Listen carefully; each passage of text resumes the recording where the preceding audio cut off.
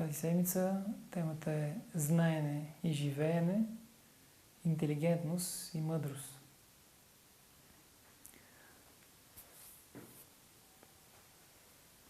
Това, което винаги съм търсил, още от 14 годишен, вече 29 години, е всичко, което чета,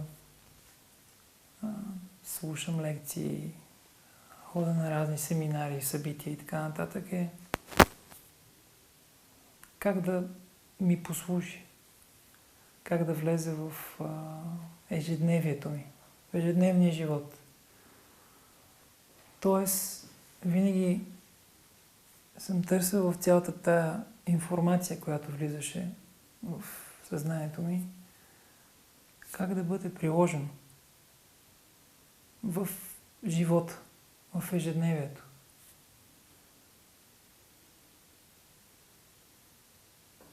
И това, което винаги съм забелязвал, е много говорене, много говорене и абсолютно нищо не се казва.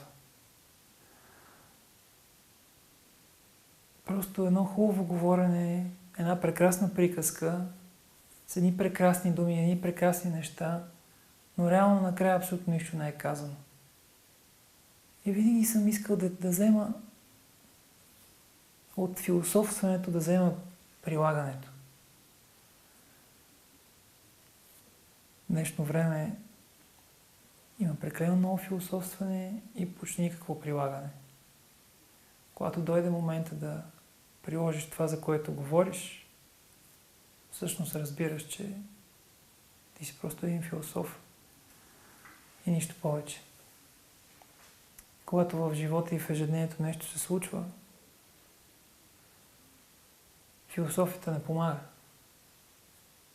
Защото просто си останал умствен философ.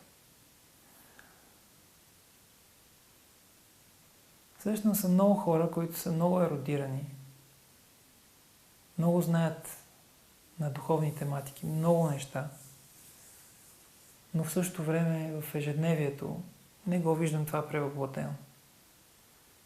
Просто има едно говорене, но след това живеенето липсва.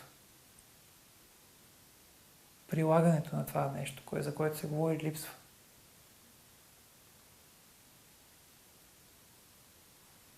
И затова просто винаги съм искал да взема точно начина, по който да ги направя нещата.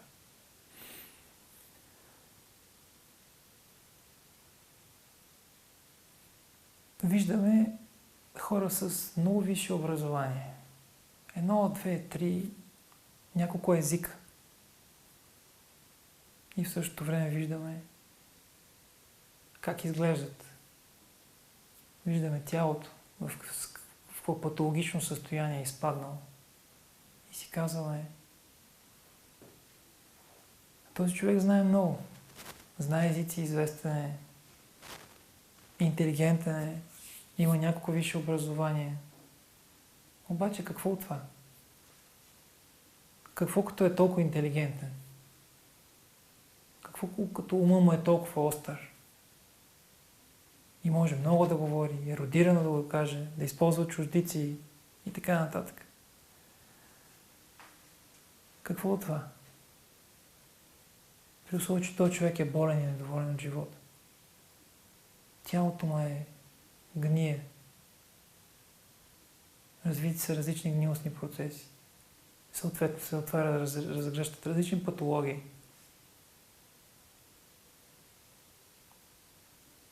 Какво от това, че си умен? След като пиеш една шепа с хапчета. И живот ти зависи от тези хапчета, буквално.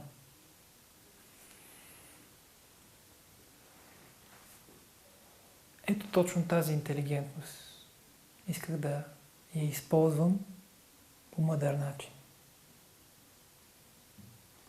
Във всяко нещо, което чувах, което слушах, което прочитах, което изпитвах чрез практики години и така нататък, тези 29 години.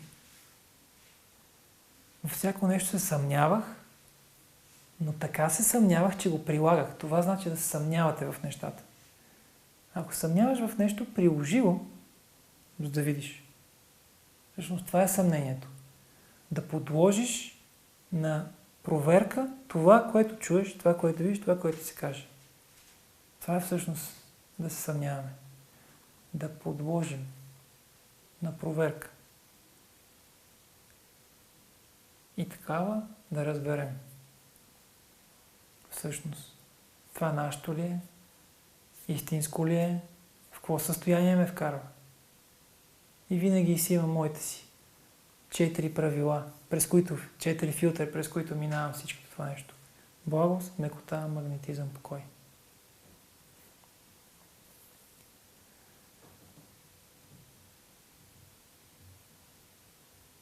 Интелигентност и мъдрост.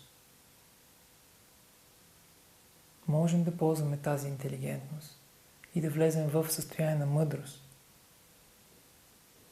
Но ни трябва присъствие. Трябва ни дълбочина. Ако ние оставим интелигентния ум да ни води, ума на книгите, ума на цялата тази информация, на многото прочетена информация, и когато само с този ум живеем и каквото и да се случи, ние само анализираме с ума, но не се съмняваме, не го прилагаме в ежедневието си, да видим то дали е така или не е така, а просто му даваме едно осъждане веднага с обусловения ум. Не сме го изпитали, не сме го изживяли, защото си мислим, че сме достатъчно интелигентни. И всяко нещо, което се случва, ние го прекарваме през нашия интелигентен филтър, той определя да, не и го отблъскваме. Или го приемаме, но никога не му позволяваме да го изживеем. И чрез опита да разберем истина ли или не е истина.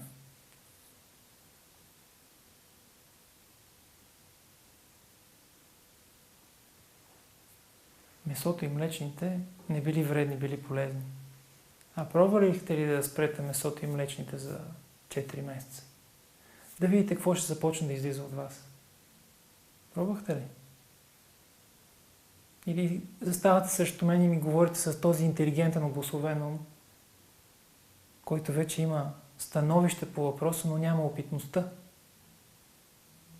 Аз не искам да говоря с вашите книги и с вашите интернет знания.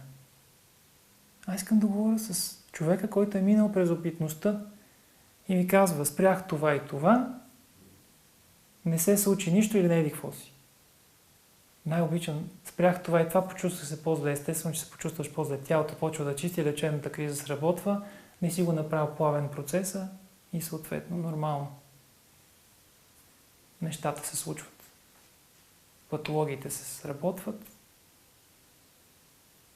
и ти се отказваш от този начин на живот, защото получаваш лечебна криза. А той е просто един моментен етап, един преходен период. Не можеш да минеш през преходния период. Къде ти е интелигентността? Точно в този момент. И се оказва, че на тази интелигентност страха е по-силно от нея. Къде е силата в този момент? Няма сила. Обусловената интелигентност се мисли за силна. И като каже, махне с ръка, ще каже, това е глупост. Аз интелигентния. Да, ти интелигентния, който си толкова интелигентен, че самия живот ти е абсолютно обусловен чрез тази интелигентност. Ти мислиш чрез книгите, чрез знанията, интернет знанията, чрез изгледаните документални филми, но никога не изживееш чрез интуицията. Да усетиш кое е правилното за теб. Да почувстваш кога тялото ти говори и ти казва нещо. Никога не се сещаш, че можеш да отидеш пред огледалото и да видиш как изглеждаш. Да видиш погледа ти. Да погледнеш кожата. Да обърнеш внимание на езика. Да обърнеш внимание на тялото, какво ти казва. да помириш това, което излиза от тебе. Си мислиш, че е нормално, защото всички като ходят миришат така, всъщност не. Не трябва да има никаква миризма след дефекация. И така и така.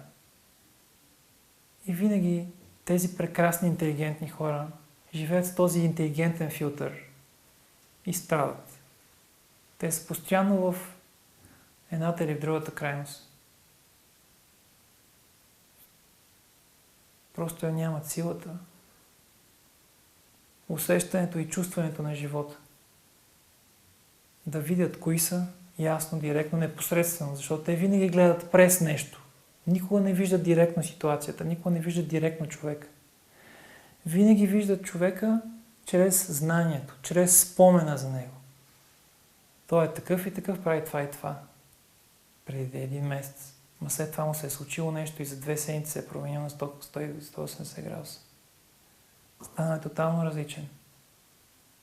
И вие не му давате шанс на този човек да е различен. За вас това е ония човек, за ония спомен. Тая интелигентност няма нищо общо с истината и с мъдростта на живота. Когато някой се опитва да каже нещо, да покаже, да обясни, винаги тази интелигентност ще намери най-интелигентните доводи и обяснения, за да отрече това нещо. Вместо да опита да приложи и тогава да коментира. Частично прилагане, временно, мъничко и кажеш, това не е моето, защото не си изчакал периода да мине, да се установят нещата, енергиите, процесите. И след това казваш, това не работи, това не става, ма то така, ма то онака, това е правилно, това не е правилно. Постоянно си, този човек постоянно взаимодейства с всичко в живота, абсолютно обусловено. Чрез интелигентния ум. Да, хората са интелигентни, но заспали зомбита. Няма мъдростта, липсва интуицията, липсва чувстването и усещането на живота. Няма я връзката с духовния свят. Защото когато си в това състояние на умственост, интелигентност, тогава липсва връзката. Липсва връзката с природата, липсва връзката с ближния, липсва връзката с Вселената. Защото всяко нещо, което правим, ние го правим на обусловено интелигентен. По обусловено интелигентен начин. Там липсва свободата. Там липсва непосредствеността. Директното възприятие липсва. Защото го има интелигентния филтър. И тогава ние сме тези хора, ставаме просто едни знаещи хора. И тогава живота, чрез това знание и чрез тези конци интелигентни, го мести във време-пространството. Той винаги ще има мнение, винаги ще има отношение и никога няма да има непосредственост. Чувственост. Присъствие. Колкото по-интелигентен, колкото по-умен, толкова по-далечен ставаш на живота.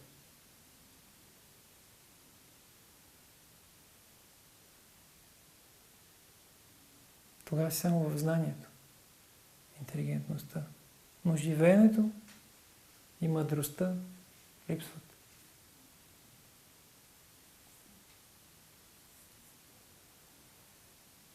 Можем ли да видим това? Ясно. Категорично. Можем ли да се усъмним на всичките тия неща, за които говоря? Можем ли да ги приложим? Да видим, чрез наблюдението на мислите и чувствата. Дали бихме могли да опознаем менталния свят? Дали бихме могли да променим отношението към външния и околния свят? Можем ли така да разберем всъщност какво е да обичаш истински? Можем ли да проверим как ще се чувства тялото след сутрешната гимнастика? Форма, практика, без значение. Кой каквото иска това да прави. Просто да я има. Можем ли да видим с промяната на храната какво се случва? Да изчакаме, да имаме търпението, да мине време. А не да го пробваме за една-две седмици и кажем, това не е моето.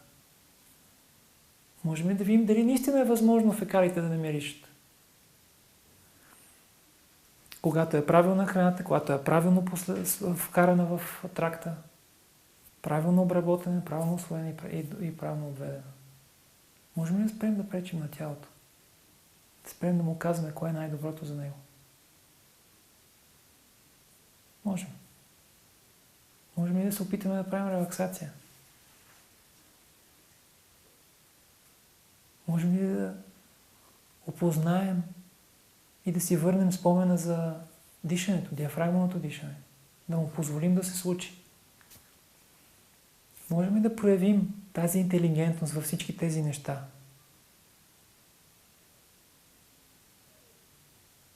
Можем. Само, че обусловения паразитен ум трябва да отпадне. За да може това да се случи, обусловения паразитен ум трябва да отпадне.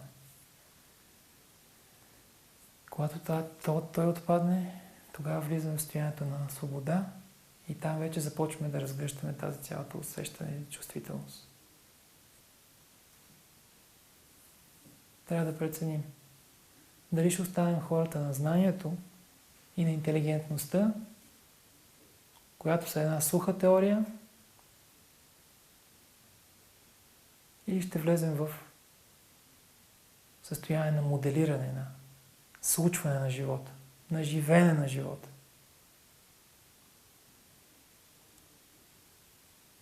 Всичко си зависи от нас, силата е в нас, способността е в нас. Само е нужно да позволим това нещо да сработи и да се случи. Това беше от мен.